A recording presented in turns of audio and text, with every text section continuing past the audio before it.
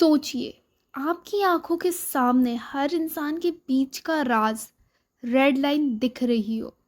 कौन किसके साथ क्या कर रहा है, कौन धोखा दे रहा है और कौन किसके बेडरूम तक जुड़ चुका है, वो भी बिना बताए। भाई साहब, ऐसी नज़र तो किस्मत वालों को भी ना मिले।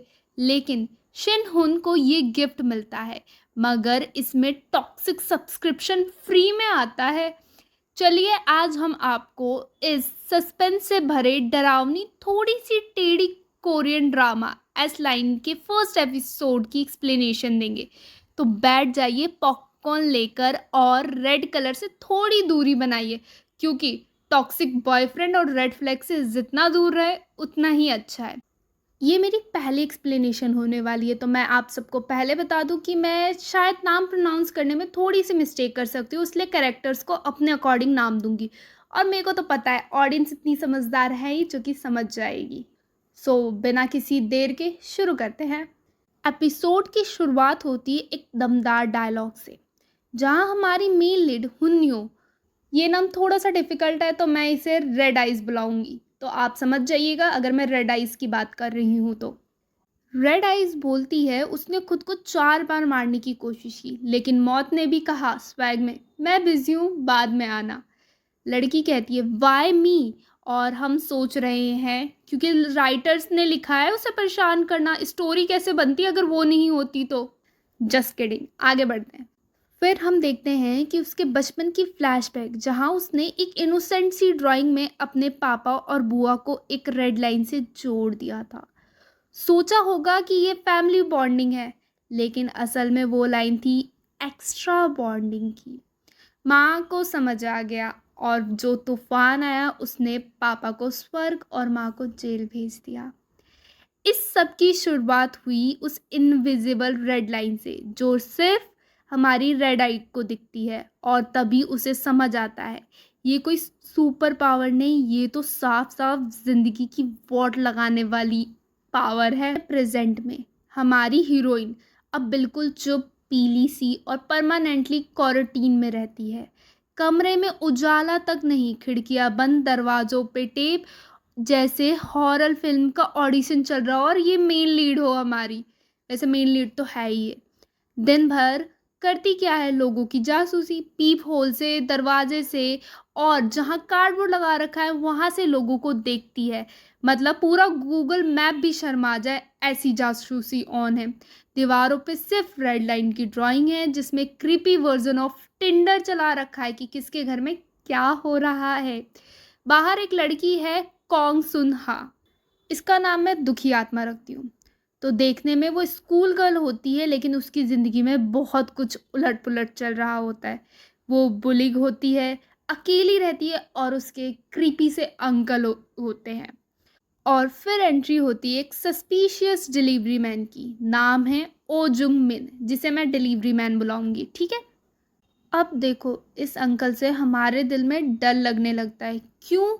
हमारी रेड आई देखती है कि उसके सर से बहुत सारी रेड लाइंस निकल रही है। मतलब बंदा किसी के लिए स्विगी वाला है तो किसी के लिए टिंडर वाला है। और सबसे डार्क बात, जब हमारी डिप्रेस लड़की उस बात कर रही होती है तो उसे एक बुरा आदमी गाड़ी में बैठाने की कोशिश करता है, लेकिन हमारी डिप्रेशन वाली लड़की तो समझदार है, वो भाग जाती है मना करके।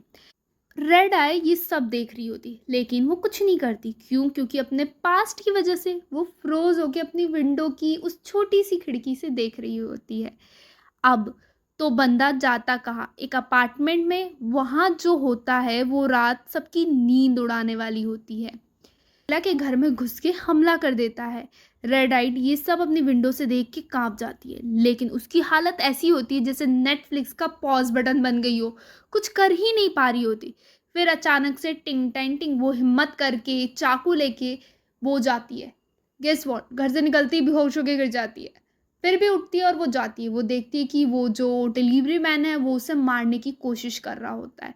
डिलीवरी मैन रेड आइस को देखता है, उसके पास जाता है और चाकू बड़े आराम से उसके हाथ से ले लेता है और उसी को स्टेप कर देता है। शी वॉज लाइक फॉल हो जाती है। इतने में जिस महिला के घर वो गुस्सा था उसे मौका मिल जाता है और वो उसे मारती है और उस लड़की के पास जाती है। वो चाहती तो कुछ उठा सकती थी, लेकिन गधी उसे हमारी रेड आइस के पास जाके देखना था कि वो जिंदा है या मर गई।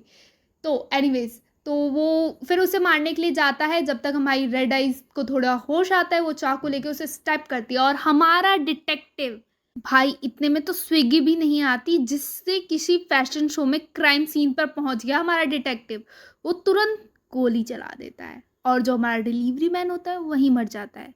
और उसके साथ वो मरते हुए ये लाइन बोलता है, this line they are disappear. भाई ये तो ट्विस्ट है, जैसे मार्वल मूवी में पोस्ट क्रेडिट सीन होता है। और डिटेक्टिव को समझ में नहीं आ रहा होता कि ये साइलेंट लड़की वहां एकदम से कैसे पहुंच गई इतनी बहादुरी के साथ। और दूसरी तरफ हमारी डिप्रेस गर्ल जो स्कूल में बुरी तरीके से पिट रही होती है और बहुत ज़्यादा ह्यूमिलेशन का सामना कर रही होती है, जस्ट लाइक एवरी के ड्रामास। लेकिन घर में सब कुछ नॉर्मल रखती है, जैसे कुछ हुआ ही नहीं है एक मोड़ पर तो। और जब इस सारे सीन्स के बाद डिटेक्टिव उस रेड आइस के पास पहुंच के उसके सन ग्लासेस देता है जो कि वो रात को भी पहनती है, तभी हमारी डिप्रेशन गर्ल आती है और वो उस लड़की को देख के पूछती है, रात में भी सन ग्लासेस, पागल वागल है क्या? तो वो उतारती नहीं, कुछ बोलती नहीं है। तो वो जो हमारा डिटेक्टिव होता है वो पूछता है, क्या तुम उसको जानती हो? तो शी वी लाइक, हाँ मैं जानती हूँ क्योंकि हम मिडिल स्कूल में साथ में पढ़ते थे।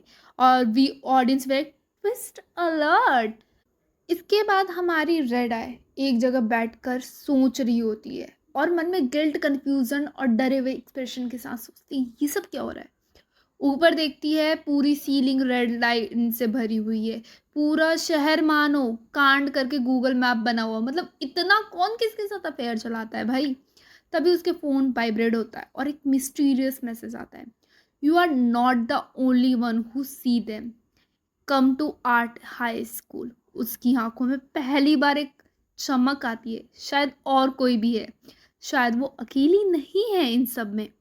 एपिसोड के अंत में वो कार्डबोर्ड हटाती है खिड़की से और पूरे शहर को देखती है। पूरा शहर जैसे जकड़ा हुआ हो, हर इंसान किसी ना किसी से जुड़ा हुआ है, किसी ना किसी को धोखा दे रहा है और कौन किसके साथ रहस्यमय तरीके से जुड़ा हुआ है।